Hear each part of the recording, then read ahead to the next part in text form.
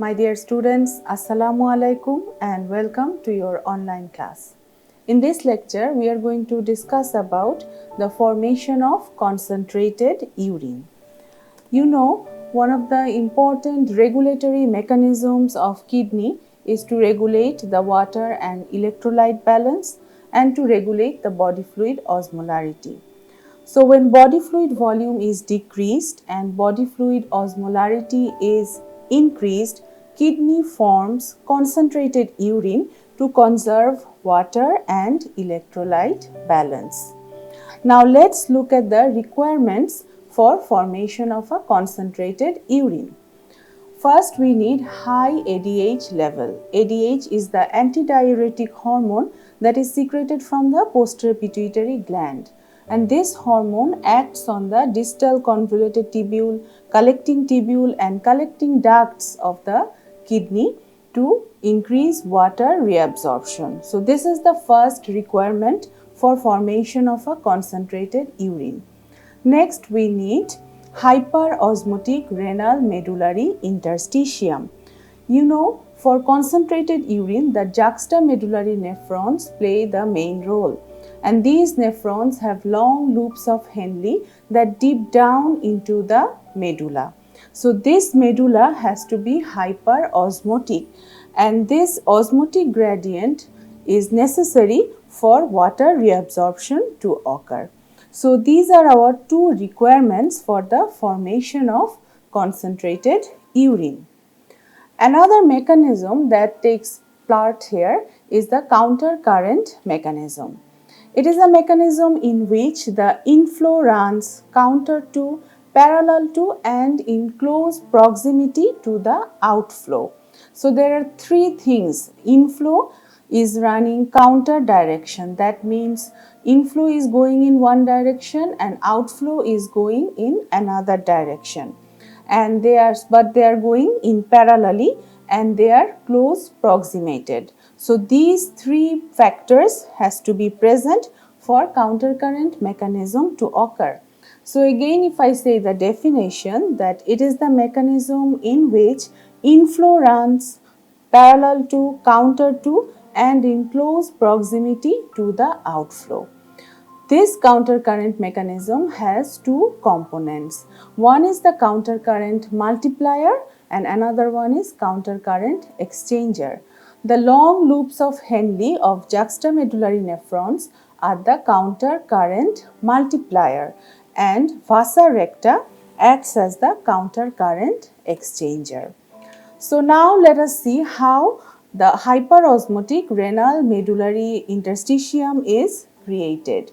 So it is created by the countercurrent mechanism and the osmolarity can be as high as 1200 milliosmol per liter to 1400 milliosmol per liter. The factors that build up this solute concentration are active transport of sodium ions and co-transport of potassium chloride and other ions from the thick portion of the ascending limb of the loop of Henle into the medullary interstitium. Then active transport of ions from the collecting duct into the medullary interstitium. Another important substance, that is urea, there is facilitated diffusion of urea from the inner medullary collecting ducts into the medullary interstitium, and this process is known as urea trapping. So you see these solute substances, these ions, all these are deposited in the medullary interstitium that makes this interstitium hyperosmotic and that increases the osmotic gradient. So hyperosmolarity is produced by deposition of solutes in the interstitial space by the countercurrent multiplier loop of Henle and deposition of urea in the interstitial space by the urea trapping mechanism. Now we have created a hyperosmotic renal medullary interstitium, but we have to preserve it also. We have to maintain it so that the solutes that have been deposited are not washed away. So this hyperosmolarity is maintained by the counter current exchanger, that is our vasa recta. We also know that there is sluggish medullary blood flow. We know that 22% of the cardiac output goes to the kidneys, and among this 98% goes to the cortex and only 1 to 2% goes to the renal medulla. And this sluggish medullary blood flow minimizes the loss of solute from the medullary interstitium. And vasa recta also minimizes the washout of solutes from the medullary interstitium. So this is a very important functional importance of vasa recta in the formation of concentrated urine. The vasa rectas are U-shaped structures, and these vessels minimizes the loss of solute from the interstitium, but it does not prevent the exchange of large amount of fluid and solute across the vasa recta. So remember this factor, that it minimizes the washout of solute, but it does not, it allows the exchange of solutes and fluid across the vasa recta. So vasa recta do not create the medullary hyperosmolarity, but they do prevent it from being dissipated. So this is an important role of the vasa recta. Now let's see how the countercurrent multiplier loop of Henle creates the hyperosmotic renal medullary interstitium. At first, the loop of Henle is filled with the glomerular filtrate, which has the same osmolarity as plasma, that is 300 milliosmol per liter. Then the active ion pumps of the ascending limb of the loop of Henle, this starts pumping, and they pump the ions from the tubular fluid into the medullary interstitium. So this decreases the osmolarity of the fluid in the tubules and increases the concentration in the interstitium. And these pumps until there is an osmotic difference of 200 milliosmol per liter. So this is happening between the ascending limb and the interstitium. And what is happening between the descending limb in the interstitium? When there is a concentration difference between the ascending limb and the interstitium, the descending limb wants to equilibrate with the interstitium. So there is passive diffusion of water from the descending limb into the interstitium until equilibrium is reached. And so now the concentration of fluid in the descending limb is 400 milliosmol per liter, the interstitium is 400 milliosmol per liter, and in this way equilibrium is reached. Again, the tubular fluid in the descending limb, after reaching the equilibrium, the osmolarity, now new fluid has flown into the descending limb, and this new fluid pushes the previously formed hyperosmotic fluid to flow into the ascending limb. Then again ions are pumped until a 200 milliosmol osmotic difference is established. So remember that the aim of these pumps is to establish a 200 milliosmol osmotic difference. So here the pumps are creating an osmotic difference of 200 milliosmol per liter, and on the other side the descending limb then equilibrates. So in this way the steps are repeated again and again, thus more and more solutes are trapped in the medullary interstitium and the concentration of the medullary interstitium multiplies many times.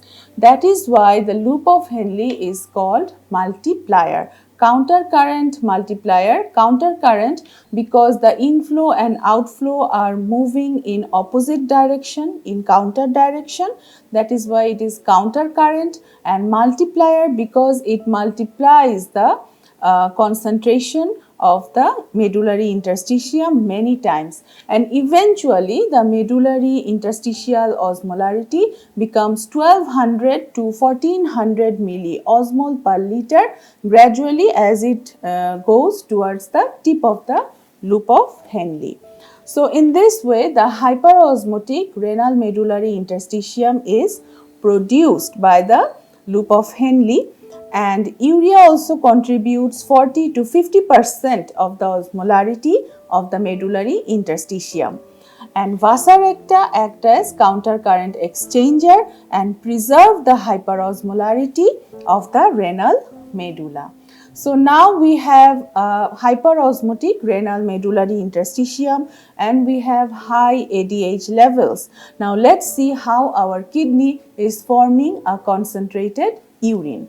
The first step is when the glomerular filtrate is initially formed, the osmolarity is same as plasma, that is 300 milliosmol per liter. In the proximal convoluted tubule, both solute and water are reabsorbed proportionately and so the filtrate remains isoosmotic to plasma. In the descending limb of loop of Henle, 10 to 20% water is reabsorbed and less solutes are reabsorbed, which increases the osmolarity of the filtrate to 1200 to 1400 milliosmol per liter at the tip of the loop of Henle. From the ascending limb of loop of Henle, we know that this part is impermeable to water. So only ions are pumped out and ultimately the tubular fluid osmolarity is 100 milliosmol per liter when it is entering the distal convoluted tubules.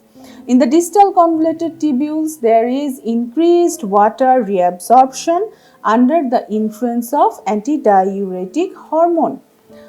The inner medullary collecting ducts and this part functions as the final concentrating segment.